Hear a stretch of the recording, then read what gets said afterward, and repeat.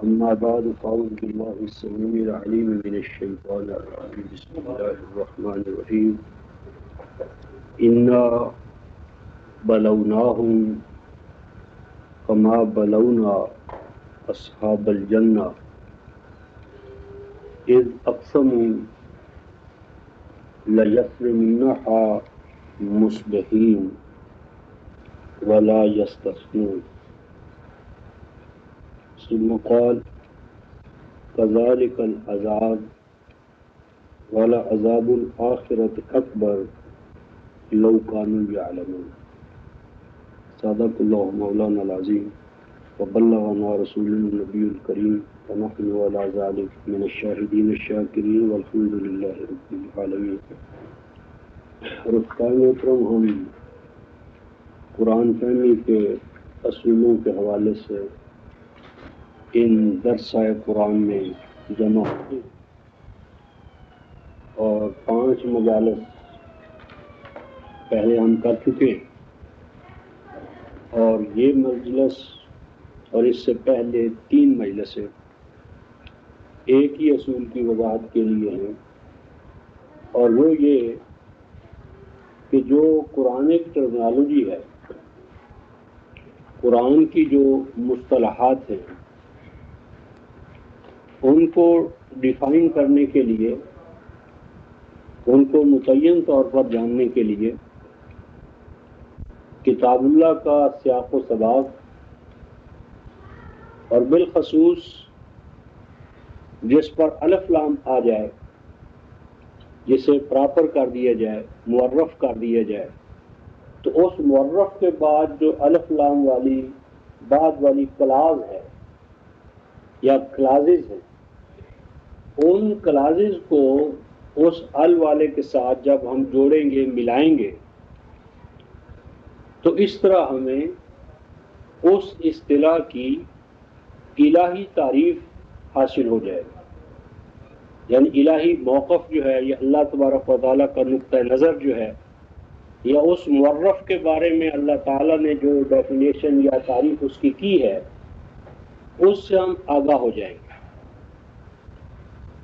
تو اس طرح قرآن حکیم کے بارے میں ہم ایک یونیفائڈ یعنی ایک ایسا ہمارے پاس علم کا یا علم قرآن کا منہاج یا طریقہ کار ہاتھ آ جائے گا کہ جس کے نتیجے میں ہمارے پاس جو علم ہوگا اس میں بھی یکسانیت ہوگی، اور اس کے نتیجے میں یعنی جو نظام عمل جو ہے ہم اختیار کرنا چاہیں گے اس میں بھی یکسانیت ہوگی. اور اس کے ضمن میں ہم نے پچھلے جمعے فساد کے بارے میں دیکھا تھا کہ فساد کیا ہے. تو فساد کا ایک تو شرعی مفہوم ہے، اور افسوس یہی ہے کہ جو ہماری قرآنی یا دینی اصطلاحات تھیں، ان اصطلاحات کو مذہب کی دنیا میں یا مذہب کے حوالے سے لا کر ان کے جو الہی یعنی مفہومات تھے یا اطلاقات تھے وہ بالکل ذہنوں سے اتر چکے ہیں. مثلا فساد ہے تو اس کو صرف اخلاقی حوالے سے فساد، اصلاح ہے تو صرف اخلاقی حوالے سے اصلاح. اور یہ ایسا ہی ہے جس طرح آج ہمارا اصلاح کا تصور ہے کہ ایک ماحول ہے، معاشرہ ہے، آبادی ہے، اس کے چاروں طرف جوہر ہے کہ جن جوہروں کے اندر سے مچھر جو ہے ملیریا والے وہ تھوک کے بھاؤ پیدا ہو رہے ہیں. تو ہمارے ہاں اصلاح کا طریقہ یہ ہے کہ ہم خیراتی گشتی شفا خانے بنائیں، مخیر حضرات سے چندے حاصل کریں، اور اس طرح ہم اطباء کی ٹیمیں کھڑی کریں، ادویہ تقسیم کریں. اس طرح کا ایک اصلاحی طریقہ کار ہمارے سامنے آتا ہے، اور ہم یہ دیکھتے ہیں کہ وہ جوہر جو ہیں ان میں اضافے پر اضافہ ہو رہا ہے، اور سارا ماحول جو ہے وہ ملیریائی ہو رہا ہے. تو ہم گشتی شفا خانوں میں تو اضافہ کریں گے، لیکن یہ نہیں دیکھتے کہ ان یعنی ملیریا کے جو جراثیم پیدا کرنے والے آلات ہیں، اسباب ہیں، عوامل ہیں، فیکٹرز ہیں، جوہر کیوں پیدا ہو رہے ہیں، ان کے پیچھے کون سے اسباب و عوامل ہیں، کون سی وہ قوتیں ہیں کہ جو معاشرے کے اندر اس طرح کے جوہروں کو قائم رکھنے کا باعث بنتی ہیں. تو ہم بجائے اس کے کہ اس جوہر والے نظام کو یا ان قوتوں کو جو معاشرے کے اندر جوہر والی کیفیات پیدا کرتی ہیں ان کو چیلنج کر لیں اور ان کو ایلیمینیٹ کر لیں اور ان کو راستے سے ہٹانے کی بجائے ہم گشتی شفا خانوں والا طریقہ کار جو ہے وہ اختیار کرتے ہیں.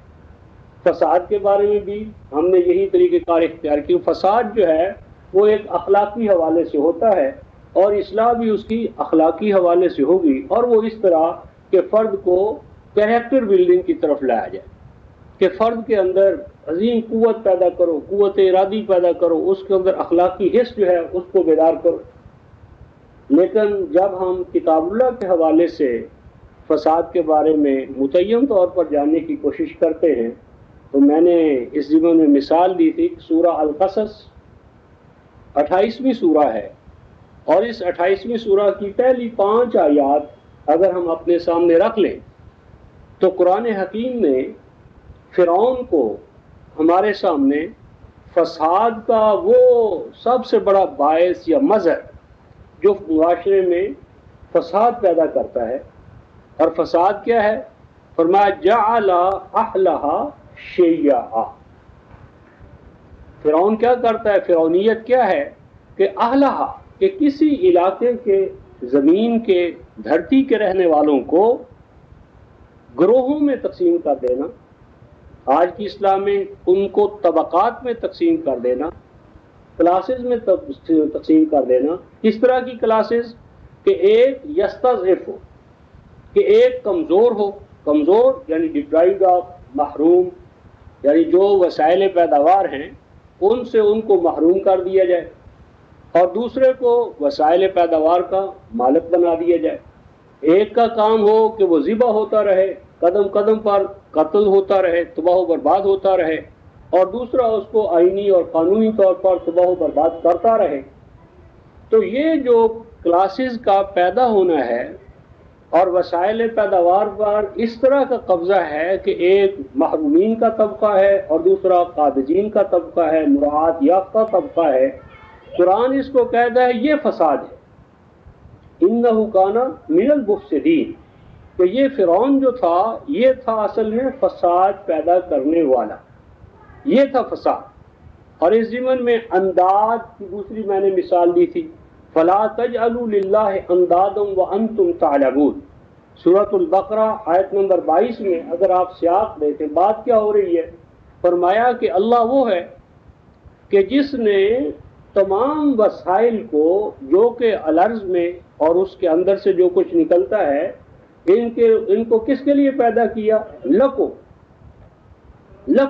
تم سب کے لیے, بغیر کسی استثناء کے. الناس یا ایھا الناس, الناس کے حوالے سے وسائل پیداوار, وسائل رزق, معیشت کے وسائل, ان سب کو فرمایا کہ ہم نے تم سب کے لیے پیدا کیا اور ان کو سب کے لیے کھلا رہنا چاہیے. اور اس کے بعد قرآن کہتا ہے فلا تجعلوا للہ اندادا وانتم تعلمون, یعنی اللہ تبارک و تعالیٰ کا جو نظام ربوبیت ہے اس نظام ربوبیت کے اندر جب وسائل رزق میں ایک محروم قانونی اور آئینی طور پر اور دوسرا ان پر قابض, تو یہاں سے شرک فی الربوبیت جو ہے وہ پیدا ہوتا ہے. یہاں سے ارباب اور انداز کی سیاست جو ہے وہ ہمارے سامنے آتی ہے. ہم نے شرک کو مابعد طبی حوالے سے مذہب کی دنیا میں یعنی اس کا ایک ایسا میٹافزیکل تصور لے لیا ہے کہ جی اللہ تعالیٰ کو شرک اس طرح ناپسند ہے جس طرح کوئی بیوی جو ہے وہ اپنی شوقن برداشت نہیں کر سکتی. تو یہ اللہ کا تصور کہ وہ شرک اس لیے ناپسند کرتا ہے کہ اس کو نعوذ باللہ اپنی خدائی کا خطرہ پڑ جاتا ہے. شرک تو ایک طرف اس حوالے سے قرآن تو کہتا ہے سورہ ابراہیم میں ان تکفروا انتم ومن فی الارض جميعا فإن اللہ غنی حمید, کہ اگر زمین والے ہی نہیں, زمین والے, آسمان والے اور جو ان کے درمیان کے یعنی مخلوقات ہیں, اگر یہ تمام مل کر بھی اللہ تعالیٰ کے وجود کا انکار کر دیں تو بھی اللہ تبارک و تعالیٰ کا وجود جو ہے وہ ان کا محتاج نہیں ہے, غنی حمید. تو وہ اللہ جو ہے وہ ہمارے اور آپ کے ماننے کی وجہ سے اللہ نہیں ہے, وہ خدا ہے یعنی خود ہے, یعنی وہ اپنے وجود کے اندر کسی کا محتاج نہیں ہے. اس کا ماننا نہ ماننا ہمارا مسئلہ ہے, شرک کا مسئلہ ہمارا اور آپ کا مسئلہ ہے. قرآن نے شرک کو الہیاتی حوالے سے زیادہ انسانی حوالے سے کہ یہ انسان کی اپنی ڈگنیٹی، اس کی کرامت، اس کی عزت نفس، یہ اس کے خلاف ایک سازش ہے انسان کا کسی اور کو بنانا. تو میری مراد یہ تھی کہ ایک تو اس حوالے سے قرآن نے انداد اور ارباب کا ذکر کیا، پھر اسی ضمن میں دوسرے مقام پر میں نے جو انداد کا حوالہ دیا تھا سورہ حامیم سجدہ اور آیت نمبر 6 اور 7، جس میں ربوبیت کی اسی نظام کی طرف اشارہ کر کے فرمایا کہ دیکھو یہ جتنے بھی الارض اور الارض کے اندر جتنی قدر فیہا اقواتہا، کہ ان کے اندر جتنی بھی اقوات قوت کی جمع ہے، قوت کا معنی روزی، کہ جو کچھ کہ ان کے زمین کے اندر جتنا کچھ بھی پیداواری اور نشو و نما کا ساز و سامان ہے، یہ سب کا سب کیا ہے؟ ہم نے سواء للسائلی، کہ اس میں بغیر کسی استثناء کے تمام نوع انسانی حاجت مند ہے، اور تمام کی تمام نوع انسانی کے لیے برابر کے طور پر ہم نے اس میں حق رکھا ہے. اور اس کے بعد ہے کہ اب اس کے بعد بھی اگر تم انداز بناتے ہو تو وہاں یعنی انداز سے مراد اللہ تعالیٰ کی الوہیت کو چیلنج کرنے والے نہیں ہیں، بلکہ یہ مسئلہ ہی نہیں تھا. انبیاء علیہ السلام کی جتنی بھی قومیں ہیں، سیدنا نوح علیہ السلام سے لے کر مسیح علیہ السلام تک آپ پڑھ جائیں تو اگر آپ ان سے پوچھیں زمین کس نے بنائی، آسمان کس نے بنائے، ہاں جی، موت کس کے قبضے میں، حیات کس کے قبضے میں، لَيَقُولُنَّ، تو وہ ڈنکے کی چوٹ کہتے تھے اللہ، کہ یہ سارے کام تو اللہ کرتا ہے. تو اللہ کی الوہیت کا مسئلہ نہیں تھا اختلافی مسئلہ تھا ربوبیت کا، کہ اس کو بالفعل رب العالمین مانا. تو رب العالمین بالفعل اللہ تبارک و تعالیٰ کو ماننا کس طرح ہے؟ اس کے لیے اگر آپ سورہ الحجر 15 سورہ جو ہے اس کی آیت نمبر 19 اور 20 لے، وہاں بھی یہی مسئلہ ہے کہ اے انسانوں، ہم نے یہ زمین اور اس میں جو کچھ وسائل ہیں رزق کے، نشو و نما کے، تم سب کے لیے رکھے. وَجَعَلْنَا لَكُمْ فِيهَا مَعَائِشَ، جعلنا لکم سب کے لیے، تم سب کے لیے ہم نے الارض میں اور الارض میں جو کچھ ہے اس میں کیا کیا؟ معائش. معیشہ کی جمع ہے. معیشہ کا معنی ہی عربی زبان میں عیش کا معنی ہی روٹی ہوتا ہے.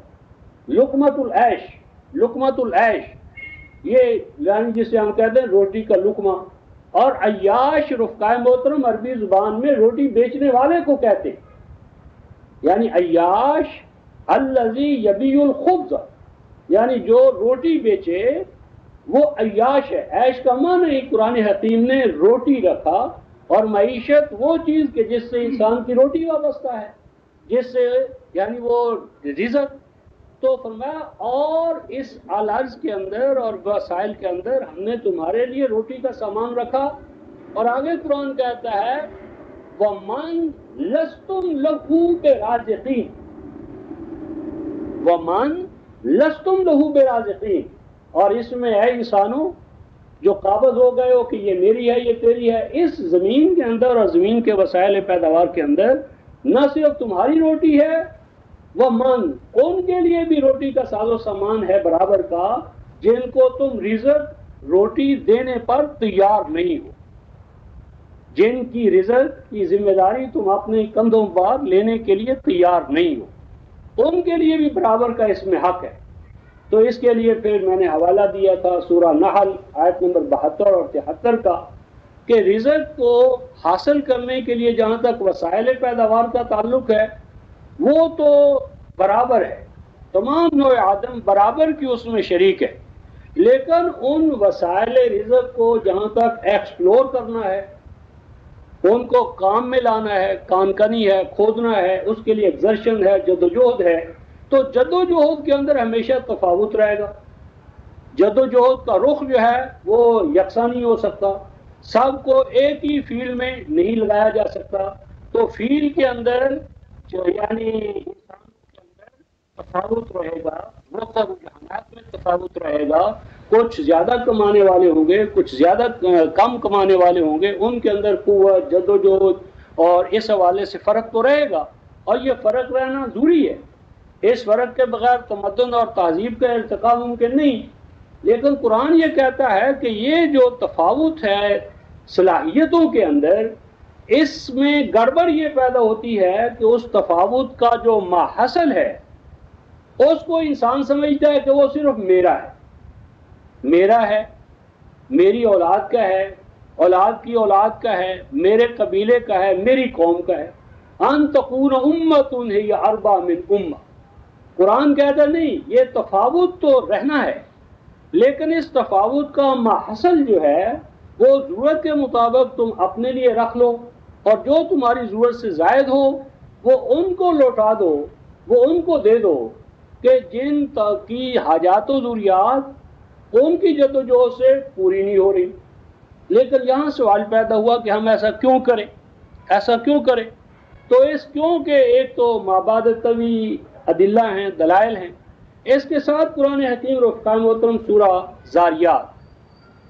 زاریات جو ہے 51 سورہ ہے، اس کی آیت نمبر 13 سے لے کر 18 تک، یہ 5 آیتیں آپ پڑھیں تو اس میں قرآن کہتا ہے وَفِي أَمْوَالِهِمْ حَقٌّ لِلسَّائِلِ وَالْمَحْرُومِ، کہ یہ جو اہل تقوی ہیں جن کو قرآن متقی کہتا ہے، متقی کا معنی جو ہے نا خدا سے ڈرنے والے. خدا کوئی نعوذ باللہ ڈرانے کی چیز نہیں ہے.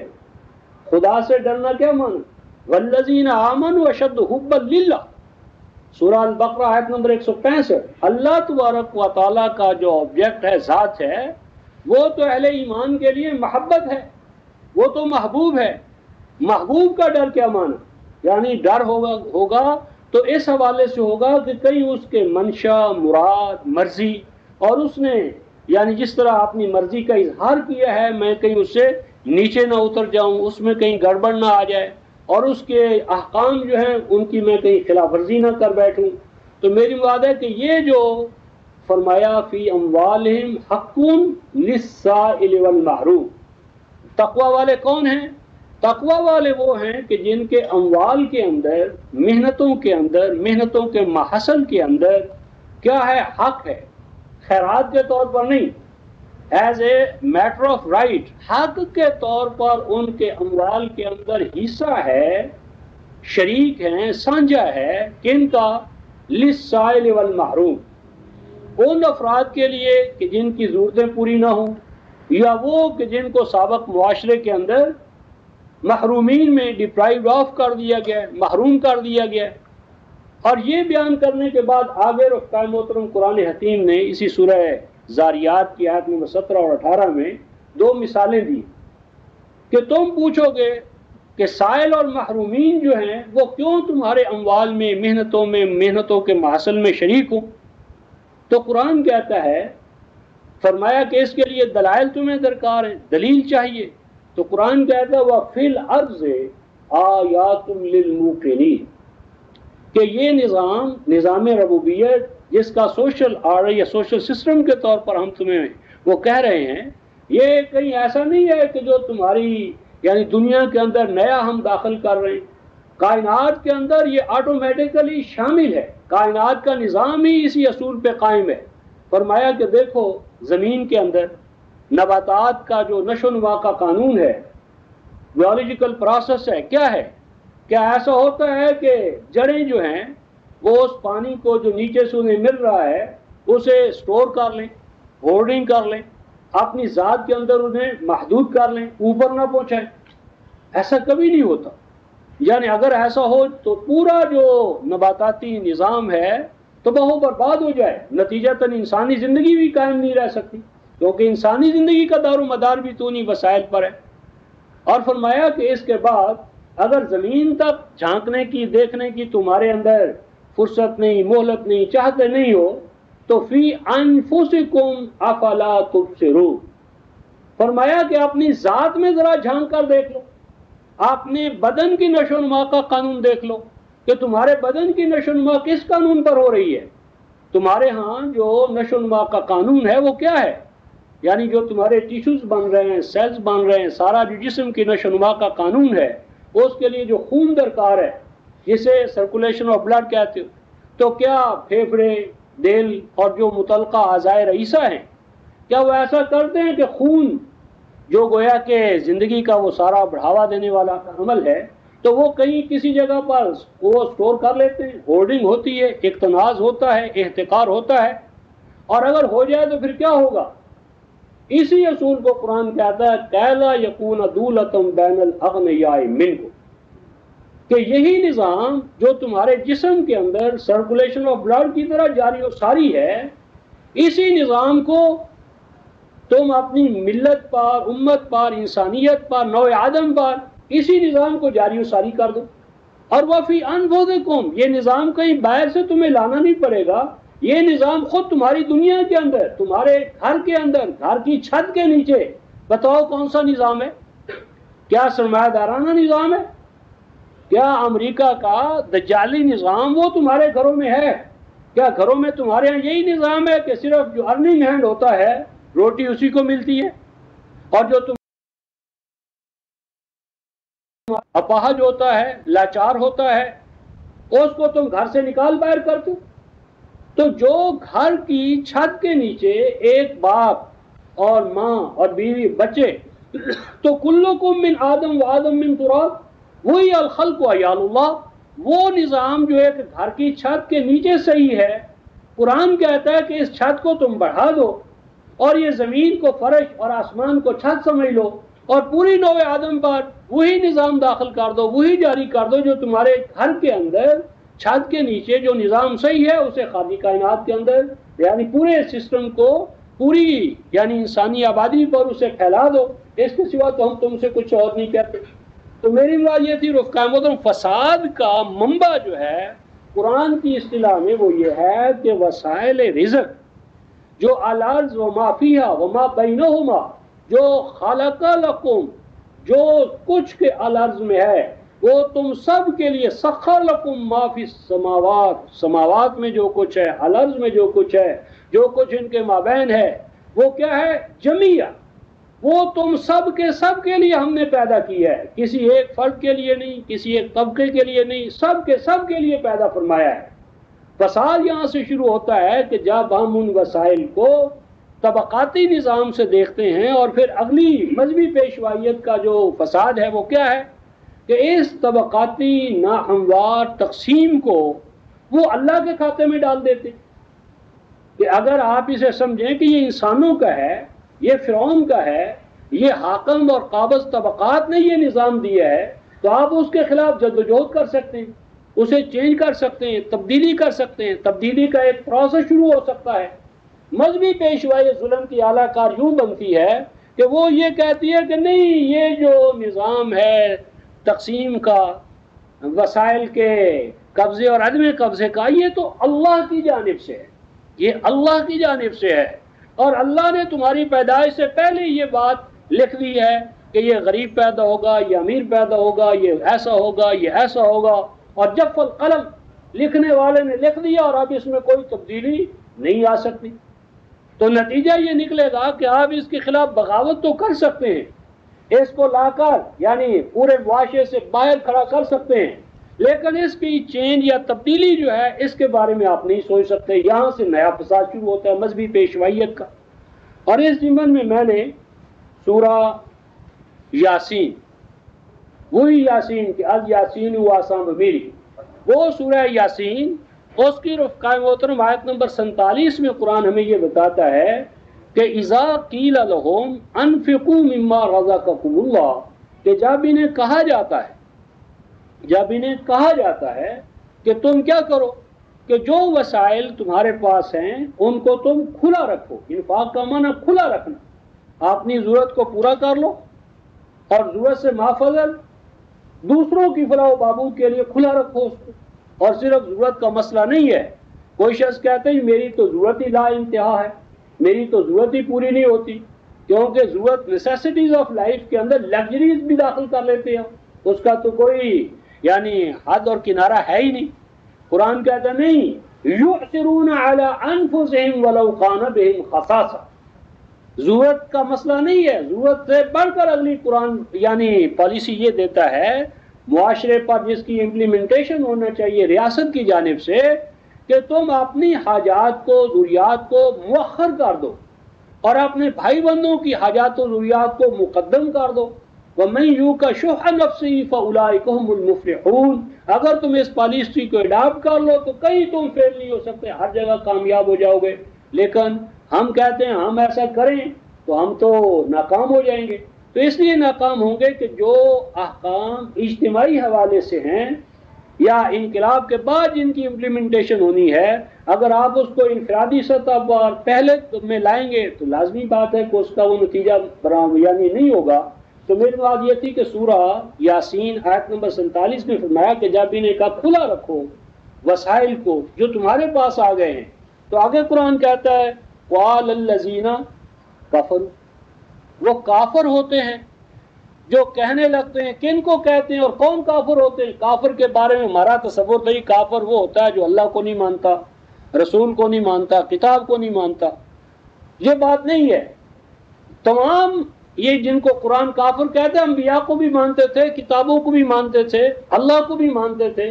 اصل یہ ہے کہ کل یوم ہوا فی شان، ہر نئے تقاضے پر، ہر نئے یعنی ٹرننگ پوائنٹ پر اللہ تبارک و تعالیٰ کی ایک نئی شان کا اظہار ہوتا ہے.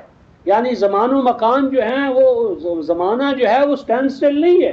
اختلاف اللیل والنہار پر بار بار قرآن نے کیوں زور دیا کہ یہ تغیر اور ارتقاء اور تبدیلی جو ہے یہ اس کائنات کی رگ رگ کے اندر رچی بسی ہوئی ہے.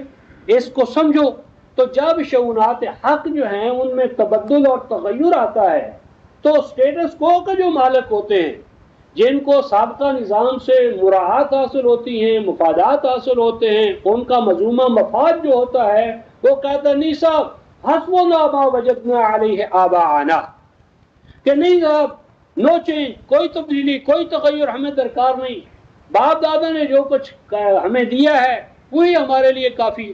حالانکہ یہ باپ دادا والی بات جو ہے وہ معیشت میں تو لاتے ہیں، معاشرت میں نہیں لاتے. یعنی باپ دادا کا جو معاشرت کا انداز تھا، عزیز کا جو اسلوب تھا، کیا تیار ہیں اس پر؟ باپ دادا ہمارے ابھی پچھلے دنوں ایک دوست کے ساتھ بحث ہو رہی تھی، جی سنت اور حدیث کا تو ہم وہی مفہوم مانتے ہیں کہ جو آج سے 1400 سال پہلے تھا.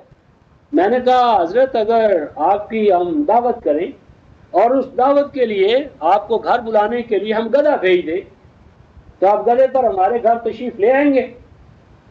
کہتے صاحب آپ نے کیا کہہ دیا، آپ توہین کرتے ہیں علماء کرام کی. میں نے کہا اس میں توہین کی کون سی بات ہے؟ کیا نبی پاک صلی اللہ علیہ وسلم ایک مکان سے دوسرے مکان پر جانے کے لیے کیا استعمال کرتے تھے؟ گھوڑا، گدھا، اونٹ. تو اگر آپ کے لیے ہم گدھا بھیج دیں تو بے ادبی ہے. گاڑی آنا چاہیے اور وہ بھی لیٹسٹ ماڈل. تو یعنی معاشرت کے اندر تم آگے فارورڈ بلاک میں جاتے ہو، اور جب معیشت کے حوالے سے بات ہوتی کہتے نہیں کیوں، اس سے تمہارے مظلومہ مفاد کو یعنی بڑھاوا ملتا ہے. تو قرآن کہتا ہے کافر لوگ کہتے ہیں اہل ایمان کو، کیا کہتے ہیں رفتار محترم؟ یہ ہے نقطہ، کیا انطعم من لو یشاء اللہ اطعمہ ان انتم الا فی ضلال مبین. کافر لوگ اہل ایمان کو کہتے ہیں کیا ہم ان کو روٹی دیں، ان کو کھلائیں، ان کو اپنے وسائل میں شریک کر لیں کہ ان کو لو یشاء اللہ اطعمہ، اگر اللہ کی مشیت ہوتی، اگر اللہ چاہتا تو وہ قادر و قیوم خدا ان کو دے نہیں سکتا تھا. تو کیوں مومنو تمہیں کیا ہو گیا؟ تمہارا دماغ تو ٹھیک ہے. کیا کرنا چاہتے ہو کہ جن کو اللہ تعالیٰ نے بھوکا رکھا ہے، جن کو اللہ تبارک و تعالیٰ بھوکا اور پیاسا رکھ کر ان کی آزمائش کرنا چاہتا ہے، تو تم اس آزمائش کے پورے فلسفے کو کیوں توبالا کرنا چاہتے ہو؟ تو یہ جو تقسیم کا نظام ہے رفقائے محترم، اس کو اس حوالے سے کہنا کہ یہ اللہ کی تقسیم ہے، اللہ غریبوں کو غریب اور امیروں کو امیر رکھنا چاہتا ہے. قرآن کہتا ہے ان انتم الا فی ضلال مبین، کہ ہے وہ لوگوں جو کہتے ہو کہ یہ تقسیم غربت اور عمارت کی تقسیم یہ اللہ کی طرف سے ہے. قرآن کہتا ہے ہو تم واضح طور پر بدراہ، گمراہ ہو گئے ہو تم نبوی طریقہ کار، اللہ تعالیٰ کی مشیت، سنت اور اس کا ربوبیت کا نظام پورا جو ہے اس کی تو تمہیں ہوا نہیں لگی. یہ تو گمراہی ہے، واضح گمراہی ہے. اور اگر اس کے ساتھ رفقا محترم اگر ہم مکی دور میں جو کشمکش تھی نبی پاک صلی اللہ علیہ وسلم کی، اس کو اگر ہم دیکھیں تو یہ سورہ الفجر والفجر ولیال عشر والشفع والوتر، اس سارے نظام کو جب حضور علیہ السلام نے چیلنج کیا تو آپ دیکھیں کہ مکی ماحول کے اندر یہود بھی، نصارہ بھی، حنفاء بھی سارے کام کر رہے تھے، لیکن کسی کے بارے میں تضاد پیدا نہیں ہوا، کشمکش پیدا نہیں ہوئی، کسی کے خلاف ریزسٹنس نہیں ہوئی۔ کیوں؟ اس لیے کہ یہ سب کے سب مذہب کے دائرے میں مابعد طبیعتی حوالے سے کوئی بات کہنا چاہتے تھے، جس میں ان کا جو غلامداری کا سماج تھا، طبقاتی سماج تھا، اس پر اس کی کوئی زیادہ نہیں پڑتی تھی، جس کو علامہ اقبال علیہ الرحمہ نے ایک جگہ فرمایا، وہ فرنگستان میں جو مبلغ پہنچتا ہے تو فرماتے ہیں کہ تیرا وہاں تو جہاں پر تمدن اور تہذیب، رنگ، قومیت اس حوالے سے ہو تو وہاں تبلیغ کیا؟ فرمایا پیرس کے اندر فرانسیسی استعمار نے مسجد کھول دی، مولوی صاحب بڑے خوش ہو گئے، وہ دیکھو اللہ کی کرامت، دین اسلام کی کرامت کہ واشنگٹن کے اندر ہمارے لیے مرکز کھول دیا گیا۔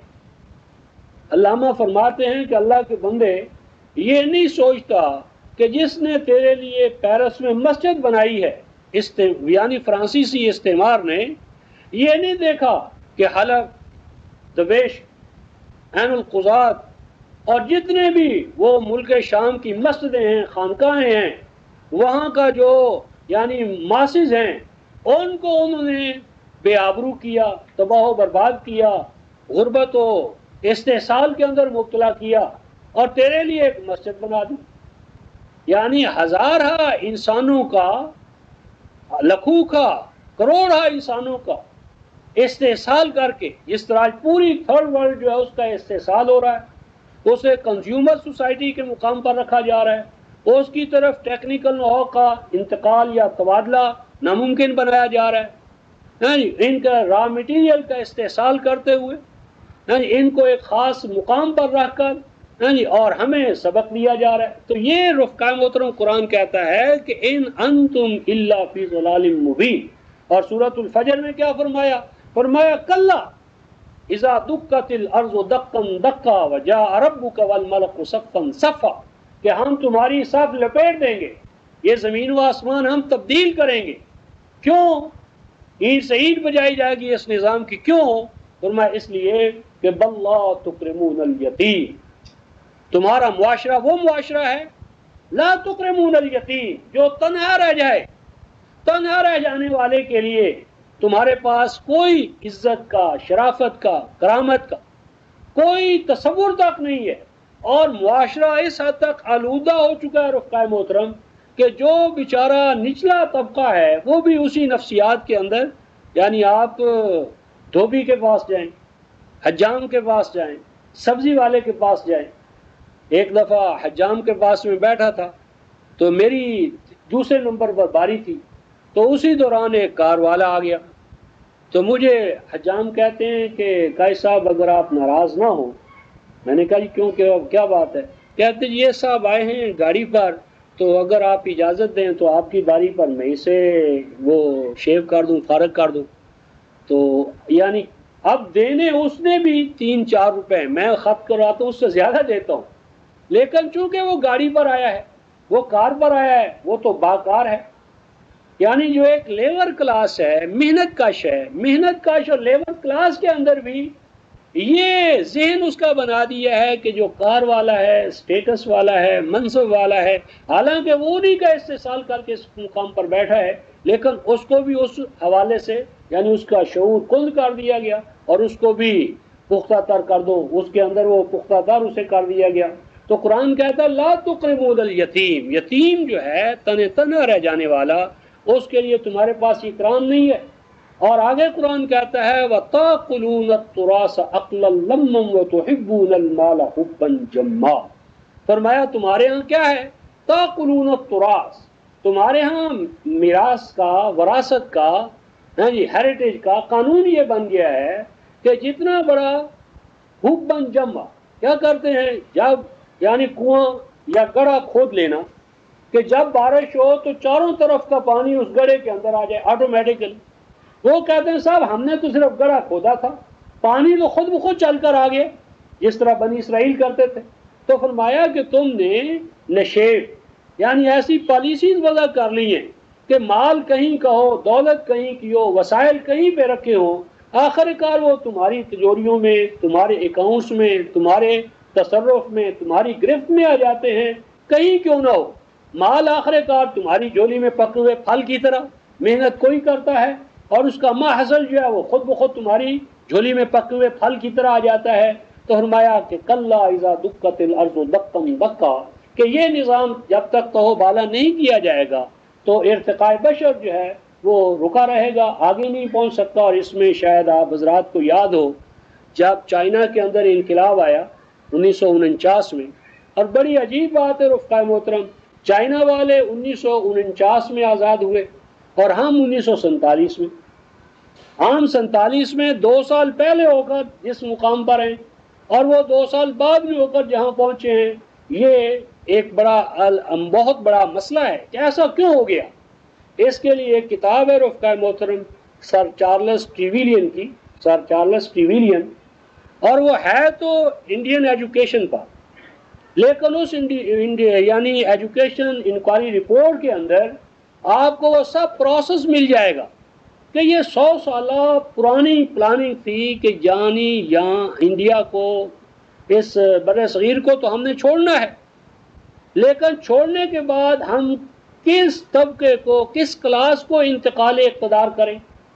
تو ماسٹر کی اگر وہ کتاب آپ پڑھیں تو پوری آج آپ کو جو پارٹی پالیٹکس ہے، اور میں نام نہیں لیتا، یہ جب ٹرانسفر آف پاور ہوا ہے انڈیا والوں کو اور پاکستانیوں کو، تو 9 آدمی ماؤنٹ بیٹن کے ساتھ بیٹھے اور جو دستاویز پر جو دستخط ہوئے، تو یہ سارا آج جو کچھ ہمارے ساتھ ظلم اور استحصال ہو رہا ہے رفقا محترم، اس کی جڑیں یا روٹس جو ہیں وہ تاریخ میں ہیں، وہ تاریخ جو آپ کے یا میرے باپ دادا کے ساتھ بھی اس کا تعلق تھا. تو یہ جو فرمایا کہ تو وہ انقلاب وہ روس چائنا والا جو ہوا، تو امریکہ والوں نے رفقا محترم ایک کمیٹی بٹھائی کہ ہمارے $1 کروڑ کیوں ناکام ہوئے اور کائی شیخ کو بھاگ کر فارموسا کیوں جانا پڑا اور موزتوں کیوں آگے بڑھ گیا. تو اس کمیٹی نے رفقا محترم جو رپورٹ تیار کی تھی، اس رپورٹ کا نام ہے China shakes the world, China shakes the world, اور یہ کتاب ہماری یونیورسٹی لائبریری میں موجود ہے. آپ حیران ہوں گے کہ وہ چائنا شیکس دا ورلڈ کے اندر امریکہ والوں نے جو فائنڈنگز وغیرہ جمع کی اور اسے مرتب کیا، تو اس کا آخری وہ نتیجہ یہ نکالتا ہے کہ پرہیپس ایسا نظر آتا ہے شاید کہ مولوی تنگ نے کہیں گلوریس میننگز آف قرآن حکیم کا جو ترجمہ ہے اس کا شاید کہیں اسے کوئی سراغ لگا ہے، اور سورہ الفجر کا پورا جو رفقا ٹیکسٹ ہے وہ سارے کا سارا انہوں نے دیا ہے. اور وہ یوں کہتے ہیں کہ جس طرح نبی یعنی محمد رسول اللہ صلی اللہ علیہ وسلم کا جو پروگرام تھا، جو انقلاب تھا، اس کا جو بنیادی اساسی نقاط تھے وہ کہیں ان کے ہاتھ لگ گئے اور انہوں نے یہ کر دیا وہ کر دیا. تو میری مراد یہ تھی کہ یہ جو انقلاب کا پروسیس ہے اس کے اندر مذہبی پیشوائیت یوں ڈنڈی مارتی ہے کہ غریب کو کہتی ہے تمہیں اللہ نے غریب بنایا ہے، اور امیر کو کیا کہتی ہے کہ تمہاری عمارت اللہ کی طرف سے ہے. تو امیر کو تو لازماً اس سے فائدہ پہنچتا ہے، لیکن غریب اپنی اس کو پھر قناعت کا، صبر کا، شکر کا اس حوالے سے سبق دیا جاتا ہے. تو یہ مذہب کا تصور ہے، دین کا تصور نہیں ہے. دین کیا ہے؟ یہ جو ہم پڑھتے ہیں مالک یوم الدین، مالک یوم الدین، تو معنی کیا کر دیا کہ وہ اللہ مالک ہے جزا و سزا کے دن کا، اور جزا و سزا کب ہوگی؟ وہ مرنے کے بعد ہوگی. تو مذہب کی اپروچ رفقا محترم موت کے بعد شروع ہوتی ہے، مذہب موت کے بعد شروع ہوتا ہے. اور الدین الحیات الدنیا اور الحیات الآخرہ، یہ دین دنیا اور آخرہ دونوں کے حوالے سے فلاح کا ضامن ہوتا ہے. مذہب کا نقطۂ آغاز موت وما بعدہا. اب یہاں قرآن کہتا ہے رفقا محترم سورہ الانفطار میں کہ دین کیا ہے؟ وما ادراک ما یوم الدین، تمہیں معلوم ہے یوم الدین کیا ہے؟ صبح و شام کہتے ہو مالک یوم الدین مالک یوم الدین، وہ یوم الدین ہے کیا؟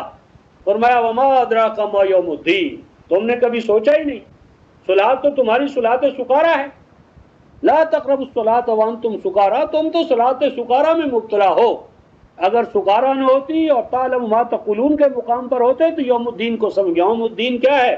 وما ادراک ما یوم الدین یوم لا تملک نفس لنفس شیئا والامر یومئذ للہ، یوم الدین وہ پیریڈ، وہ زمانہ، وہ ایپک، وہ ایرا، وہ دور، وہ نظام کہ یوم لا تملک نفس لنفس شیئا، جب کوئی انسان دوسرے انسان پر مالک اور مملوک کا، یہ مالک ہے یہ مملوک ہے، یہ آقا ہے یہ غلام ہے، اور غلامی صرف یہ نہیں جسم کی غلامی، یعنی وہ جسے سلیوری کہتے ہیں، اس کے بعد آپ کو یاد ہوگا سورہ البلد کا جو پیغام تھا، وَمَا أَدْرَاكَ مَا الْعَقَبَةُ، عقبہ کیا ہے؟ آگے کیا قرآن؟ فَقُّ رَقَبَہ، فَقُّ رَقَبَہ، ایک بھی انسانی جان کا غلام ہونا، اور غلامی کیا ہے؟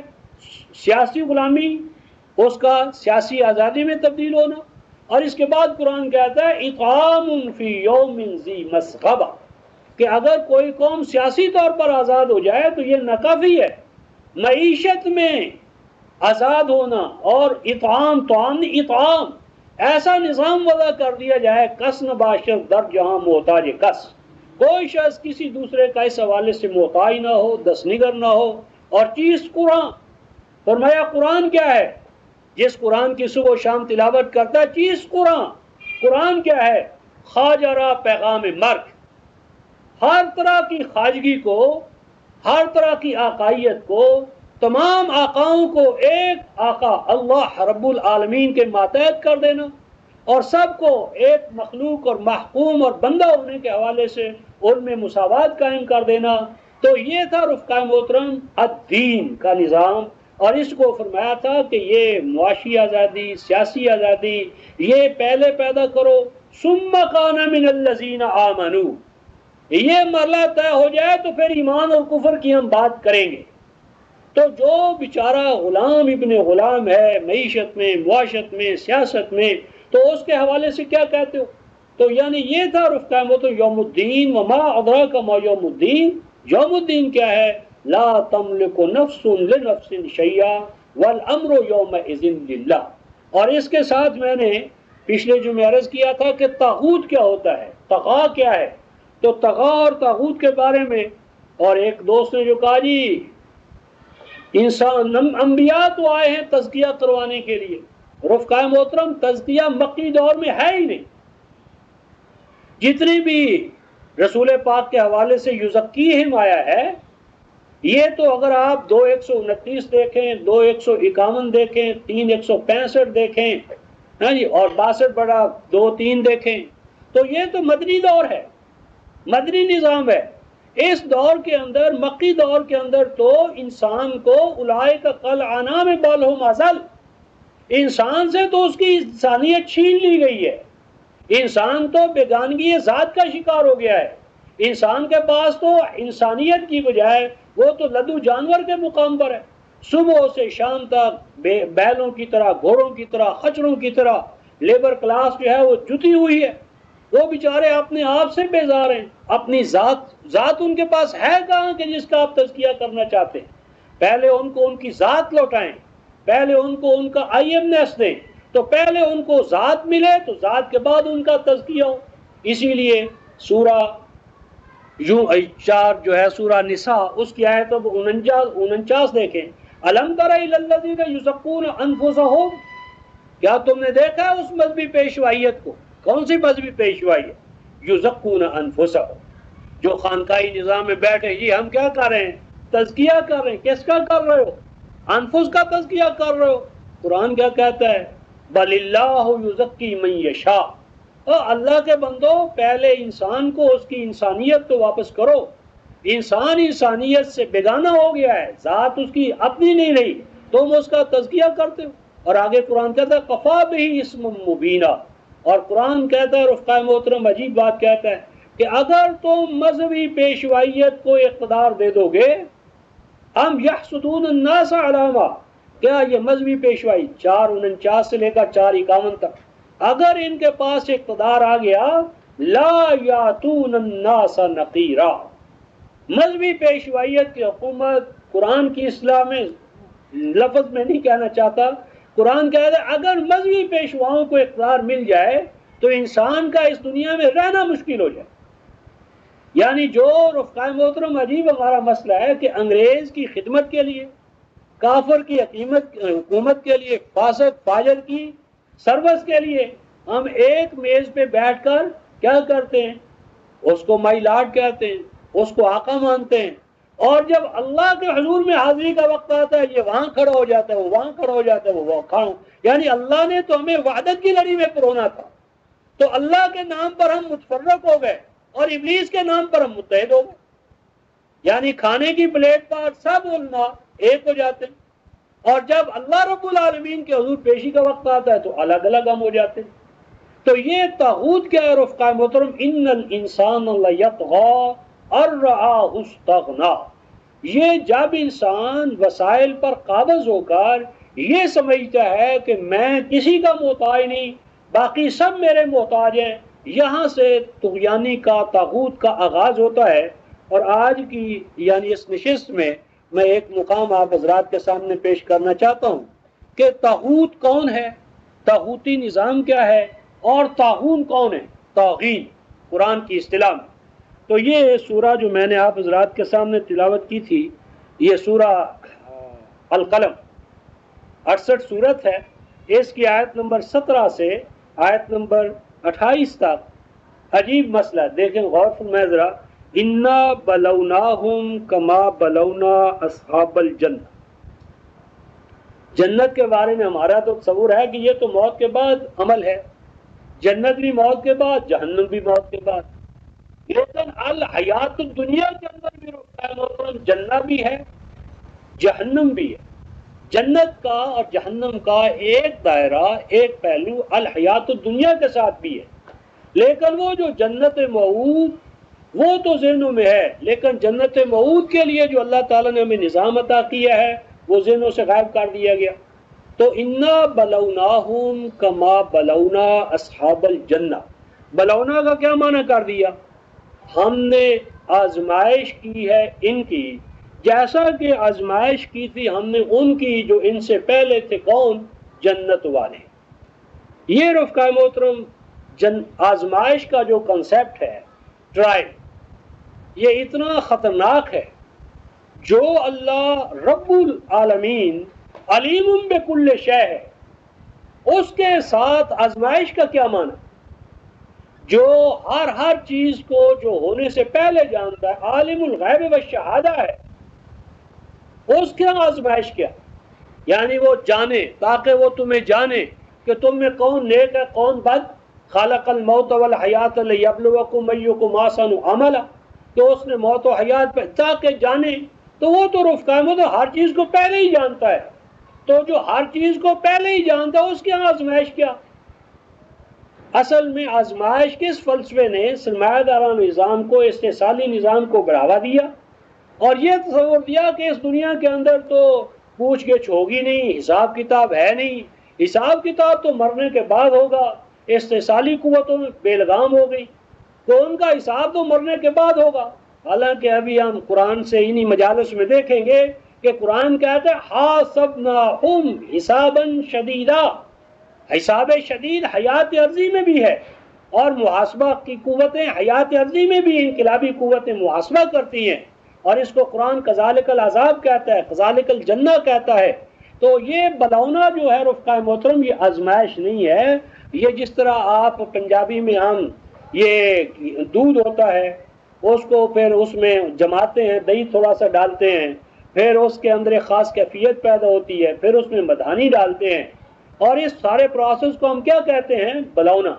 اردو میں بھی ہم اس کو بلونا کہتے ہیں۔ تو یہ بلونا یا بلا یہ ہے کہ ایک چیز کے اندر جو پوشیدہ امکانات ہیں، یعنی ڈورمنٹ حالت کے اندر جو اس کی پوٹینشیلٹیز ہیں، کسی چیز کے اندر جو کچھ بننے کی امکانی صلاحیتیں ہیں، ان امکانی صلاحیتوں کو اس طرح نشو و نما دینا، ایکچولائزیشن کرنا، مینیفسٹیشن کرنا. ایک بیج ہے، ایک گٹلی ہے فالق الحب والنوا کے حوالے سے، تو اس گٹلی کو ایک سازگار ماحول کے اندر، ایک سازگار ٹائم پر، ایک سازگار طریقے سے اس کو نشو و نما دیتے چلے جانا، تاکہ اس کے اندر جتنے خصائص، پراپرٹیز، پوٹینشیلٹیز ہیں وہ ساری کی ساری ظاہر ہو جائیں. یہ ہے بلوناہم، یہ ہے بلا. خلق الموت والحیات لیبلوکم ایکم احسن عملا، کہ موت و حیات کا مقصود یہ ہے اس قانون کا کہ ہر فرد کے اندر جو ممکنہ امکانات ہیں، صلاحیتیں ہیں، جوہر ہے، اس کی نمود کے مواقع مہیا کیے جائیں، ڈیولپمنٹ آف پرسنالٹی ہو، انسانی ذات کا تزکیہ ہو. تو اس حوالے سے قرآن ایک مثال دیتا ہے رفقائے محترم طاغین کی. یہ جو میں نے آپ حضرات 68 سورہ القلم اور آیت نمبر 17 سے یہ بات شروع ہوتی ہے، وہ اصحاب الجنہ قوم تھے. اصحاب الجنہ قرآن ان کو طاغین کہتا ہے، اور ان طاغین کا کردار یہ تھا اذ اقسموا لیصرمنها مصبحین.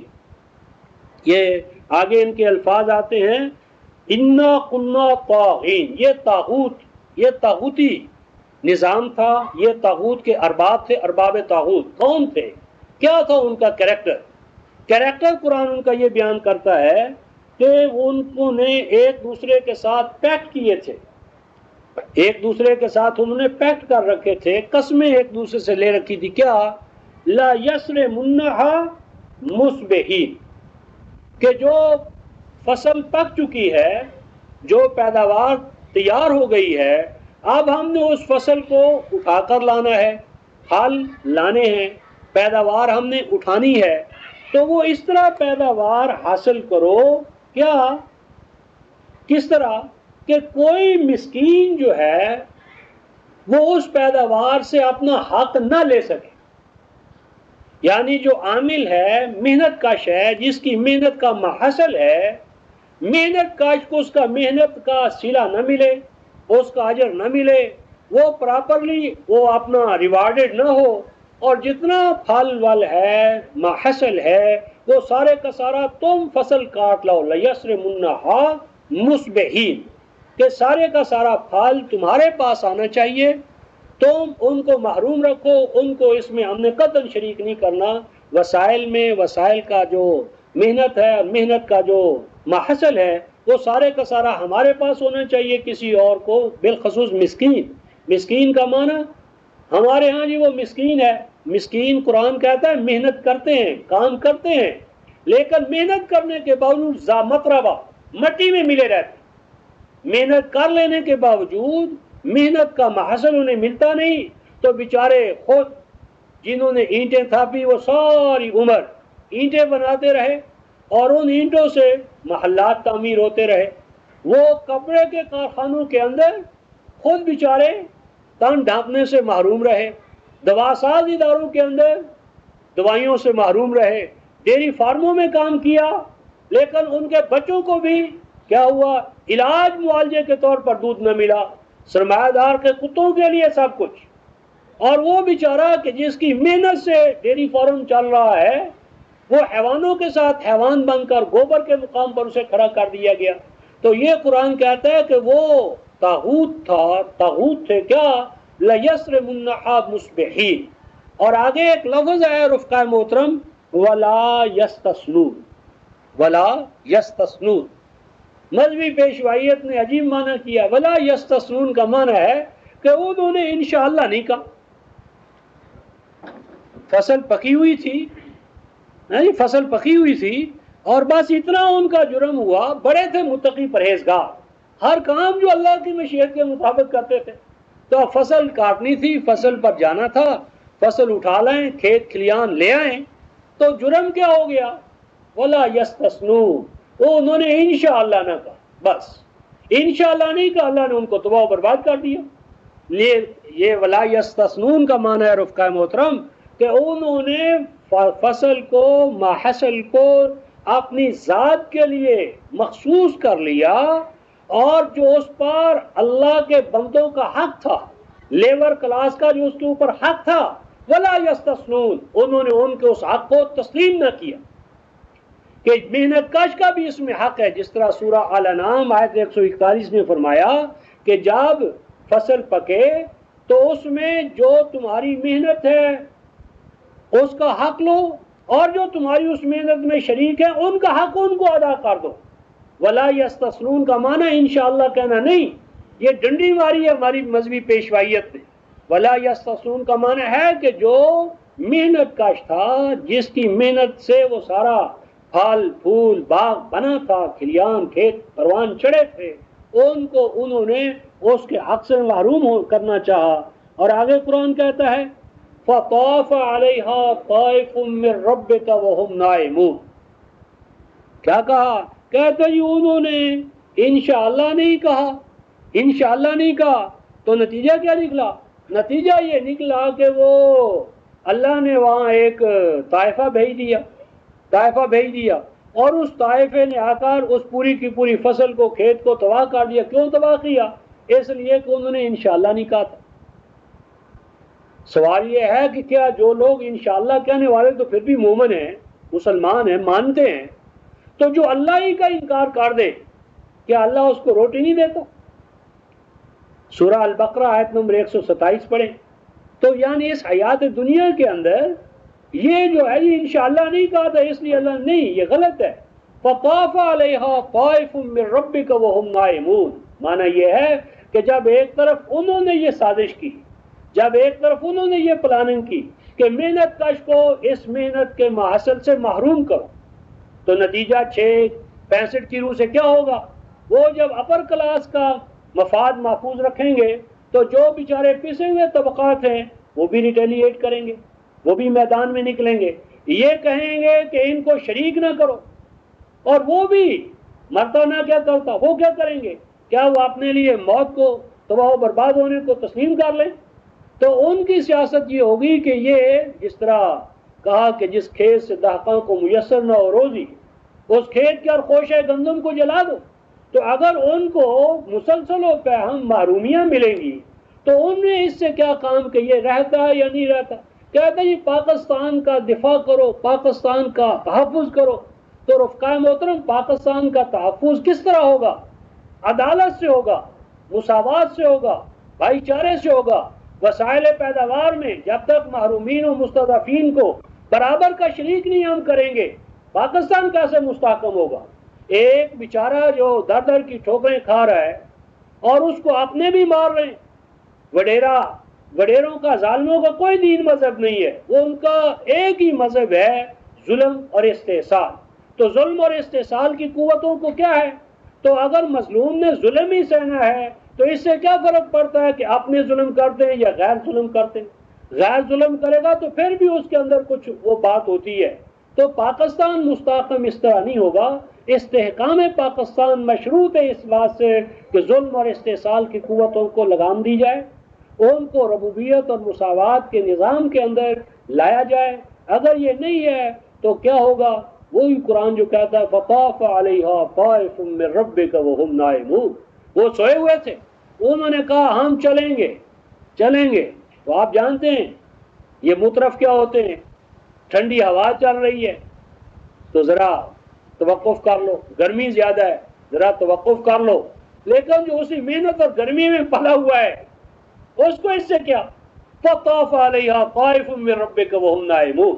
فرمایا یہ ابھی سوئے ہوئے تھے اور وہ بیچارے جو صبح و شام مصروف گردش تھے انہوں نے کہا چلو اگر ہمیں نہیں ملتا تو ان کا بھی ستیہ ناش کرو. تو پھر گیا ایک پھرنے والا، یعنی ایک پھیری لگانے والا، ایک وانڈرنگ، ایک مسلسل و پہم جو گردش میں گروہ تھا، طائفہ تھا. اس کو قرآن طائفہ کہتا ہے، ملائکہ نہیں کہتا.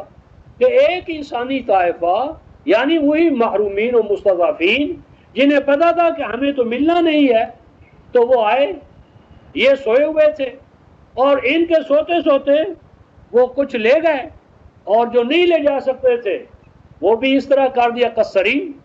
تو اب قرآن کہتا ہے کہ جب ان کو ذرا اٹھے ہاں جی منہ ہاتھ صاف کیا اور نکلے تو ایک دوسرے کو بلانے لگے. اور قرآن عجیب رفقائے محترم کہتا ہے کہ جب وہ نکلے انہوں نے ایک دوسرے کو ٹیلی فون کیے بلایا تو کس طرح بلایا؟ انقدو علی حرثکم، کیا ہے صارمین، کہ دیکھو بھائی فصل ہم نے ہی اٹھانی ہے اور اس انداز میں اٹھانی ہے کہ پاؤں زمین پر رکھو تو اتنا چپکے سے رکھو یتخافتون، تمہاری پاؤں کی آہٹ بھی کسی کو سنائی نہ دے. یعنی گاڑیوں کا سائرن ہائر کسی کو پتہ نہ چلے کہ تم کیا کام کرنے کے لیے جا رہے ہو، کانوں کان کسی کو خبر نہ ہو. وہم یتخافتون، بڑی رازداری کے ساتھ وہ اپنی اس مہم پر نکلے کہ ہم فصل اٹھانے کے لیے جا رہے ہیں. اور دیکھو فانطلقوا، تیز دوڑو تیز چلو، لیکن اتنی تیزی کہ پتہ نہ چلے کسی کو. اور خاص طور پر قرآن کہتا ہے کہ اللہ یدخلن اليوم علیکم مسکین. دیکھو جب تم فصل اٹھانے کے لیے کاٹنے کے لیے جاؤ تو کسی مسکین نادار محنت کش کو چاروں طرف اس کا کوئی وجود نہ ہو، اس کو پتہ نہ چلے کہ تم یہ کام کرنے کے لیے جا رہے ہو. اور پھر فرمایا کہ جب وہ اس مقام پر چلے گئے فلما رأوہا، جب وہ عین اس مقام پر، فیکٹری پر، کارخانے پر، یعنی کھیت پر، کھلیان پر پہنچے جو ان کا ٹارگٹ تھا، ہدف تھا، تو جب وہ وہاں پر پہنچے تو کیا کہنے لگے؟ فلما رأوہا، جب انہوں نے وہ مقام دیکھا جو ان کا ہدف تھا، ٹارگٹ تھا، تو کیا کہنے لگے؟ وہاں تو چٹیل میدان تھا، کٹا ہوا کھیت تھا، تو کیا کہنے لگے؟ کہنے لگے انا لضالون، شاید ہم راستہ غلط، ہم نے راستہ اختیار کیا، ہمارے کارخانہ فیکٹری کھیت کسی اور جگہ پر تھا، ہم کسی اور جگہ پر آ گئے، چلو اب کوئی اور راستہ اختیار کرو.